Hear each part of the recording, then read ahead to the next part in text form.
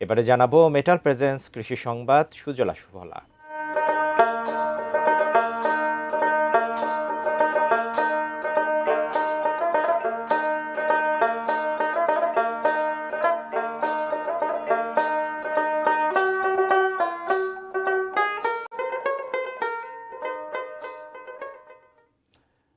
দেশি আমের পাশে বান্দরবনের পাহাড়ে এবার ব্যাপক ফলন হয়েছে বিদেশি জাতের আমের।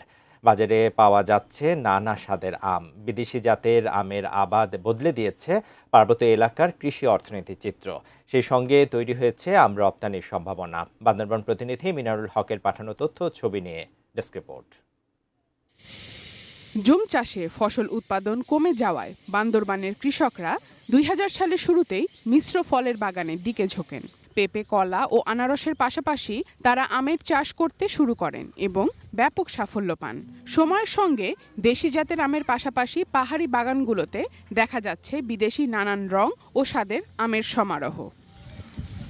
বান্দরবান শহর ও আশেপাশের বাজারগুলোতে আম্রপালি ও রাঙ্গুয়াই আমের পাশাপাশি পাওয়া যাচ্ছে মিয়াজাকি, কাটিমন, কিউজাই, Brunei king, banana mango, red palmer ও জাম্বুরা আম সহ নানান ধরনের আম। তুলনামূলক সাশ্রয়ী এবং কীটনাশক ও রাসায়নিক মুক্ত হওয়ায় পাহাড়ি আমের কদরও বেশ।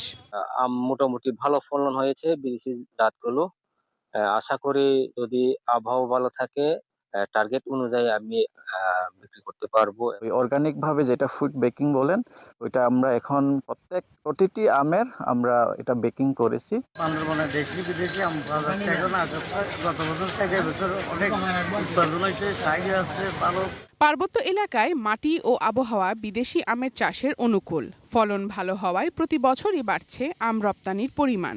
রপ্তানির যুগে একটা আম উৎপাদন প্রকল্প আছে, সেই প্রকল্পের মাধ্যমে তারা উন্নত এই জাতগুলি কিভাবে রপ্তানি করা যায় তারা সেগুলি চাষিদের তালিকা চাচ্ছে, আমরাও তালিকা করছি। যারা এক্সপোর্টার তারা এটা